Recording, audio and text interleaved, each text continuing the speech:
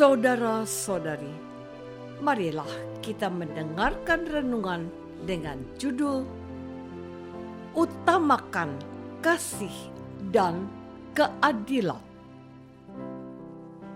yang berdasarkan pada Injil Lukas bab 11 ayat 42. Tetapi celakalah kamu, hai orang-orang Farisi, sebab kamu membayar persepuluhan dari selasi, inggu, dan segala jenis sayuran, tetapi kamu mengabaikan keadilan dan kasih Allah. Yang satu harus dilakukan, dan yang lain jangan diabaikan. Dalam nama Bapa dan Putra dan Roh Kudus. Amin. Saudara-saudari terkasih dalam nama Tuhan Yesus Kristus, hari ini kita mendengar Tuhan Yesus mengecam cara hidup orang-orang Farisi dan ahli-ahli Taurat. Mengapa Tuhan Yesus mengatakan hal tersebut? Setidaknya saya menemukan motif baik yang ingin dikatakan Tuhan Yesus, bahwa Ia sedang mengingatkan mereka bahwa ada yang tidak beres dan tidak pas tentang praktek hidup keagamaan yang sedang mereka jalani. Salah satunya sudah saya kutipkan untukmu tadi. Poinnya terletak pada pesan tegas Yesus bahwa yang satu harus dilakukan dan yang lain jangan diabaikan. Orang-orang Farisi itu adalah orang-orang yang terlihat taat melaksanakan peraturan-peraturan yang dituntut oleh hukum Taurat dan penjabarannya, bahwa mereka harus membayar persepuluhan dari selasih, inggu, dan segala jenis sayuran. Namun mereka ternyata tidak memiliki cukup kepedulian pada orang-orang yang ada di sekitar mereka. Tuhan Yesus mengatakan mereka itu mengabaikan keadilan dan kasih Allah. Bahkan kepada ahli-ahli Taurat, Tuhan Yesus mengecam juga.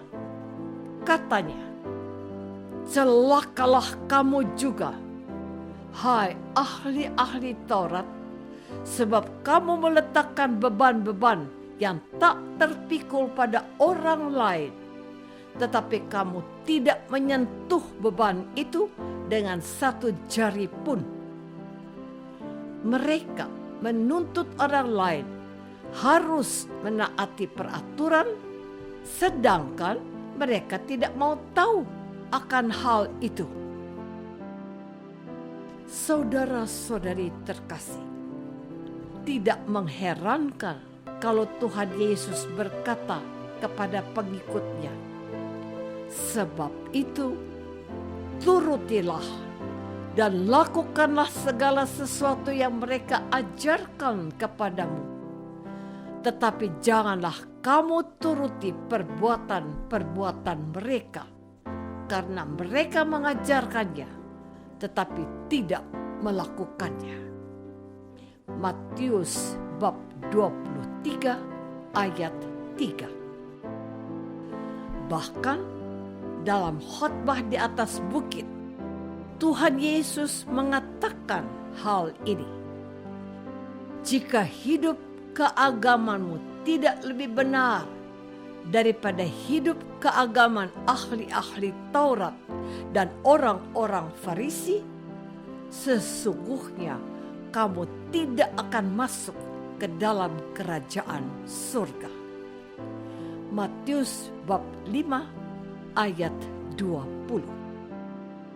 Jadi, teguran Tuhan Yesus untuk orang-orang Farisi dan ahli-ahli Taurat itu merupakan pengingat dan teguran kasih agar mereka tidak melakukan hal-hal yang bertentangan dengan keadilan dan kasih Allah yang maha baik dan maha rahim.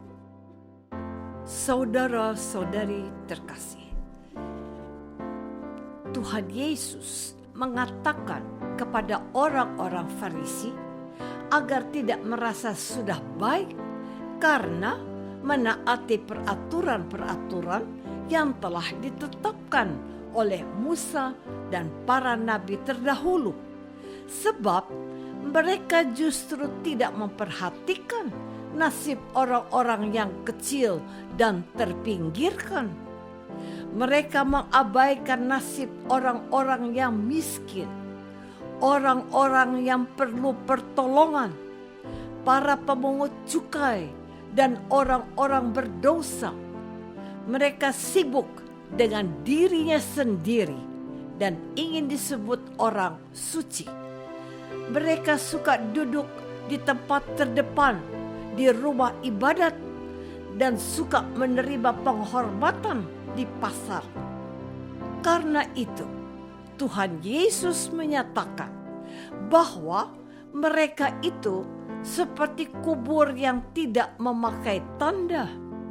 Orang yang berjalan di atasnya tidak mengetahuinya. Atau seperti kuburan yang dilabur putih. Sebelah luarnya memang bersih tampaknya, tetapi yang sebelah dalamnya penuh dengan tulang belulang dan berbagai jenis kotoran. Matius bab 23 ayat 27. Jadi, kalau Tuhan Yesus mengatakan itu semua, tujuannya untuk mengingatkan mereka untuk berhenti berperilaku munafik, bahwa mereka juga harus menghidupi apa yang mereka yakini sebagai ajaran yang benar. Jangan mengatakan harus mengasihi, tetapi tidak peduli akan penderitaan sesama. Jangan hanya menyumbang untuk kepentingan peribadatan, tetapi tidak mau tahu akan penderitaan sesama yang ada di sekitarnya. Yang satu harus dilakukan dan yang lain jangan diabaikan. Saudara-saudari terkasih, menarik untuk diperhatikan. Sepertinya teguran itu ditujukan hanya kepada orang-orang Farisi dan ahli-ahli Taurat saja. Tidak, kataku, itu ditujukan untuk kita juga. Banyak di antara kita yang gaya hidupnya tidak berbeda dengan orang-orang Farisi. Banyak orang Katolik yang bermental NATO, no action, talk only. Tanpa tindakan bisanya khotbah. Begitu banyak orang yang pandai bicara dan berkhotbah seperti saya yang sedang menyapa Anda hari ini. Pertanyaannya untuk aku, apakah aku juga sudah melakukan apa yang aku wartakan dari waktu ke waktu melalui media ini? Akan menjadi suatu ironi kalau aku ingin mengubah orang lain, sedangkan hidupku sendiri tidak menunjukkan apa yang aku wartakan kepadamu. Santo Paulus jauh-jauh hari pernah mengingatkan dirinya sendiri dan supaya diikuti oleh setiap orang yang mewartakan Injil Tuhan Yesus. Ini yang dikatakannya kepada kita. Tetapi aku melatih tubuhku dan menguasainya seluruhnya, supaya sesudah memberitakan Injil kepada orang lain, jangan aku sendiri ditolak. 1 Korintus bab 9 ayat 27. Dengan begitu, saya dan saudara diingatkan untuk menjadi pendengar firman yang baik dan pelaksananya yang setia juga. Beribadah perlu, melakukan kasih kepada Tuhan dalam diri sesama itu harus. Dua-duanya harus diperhatikan dan tidak boleh diabaikan salah satunya. Apakah aku sudah menjadi pendengar firman dan melaksanakannya dengan benar? Marilah kita berdoa. Bapa yang Maha Baik, terima kasih sudah mengingatkan kami untuk menjadi pengikut Yesus yang bertanggung jawab atas keselamatan sesama kami. Bantulah kami untuk berbuat adil dan mengasihi semua orang demi Kristus Tuhan kami. Amin. Semoga kita semua selalu dinaungi dan dibimbing oleh berkat Allah yang Maha Kuasa.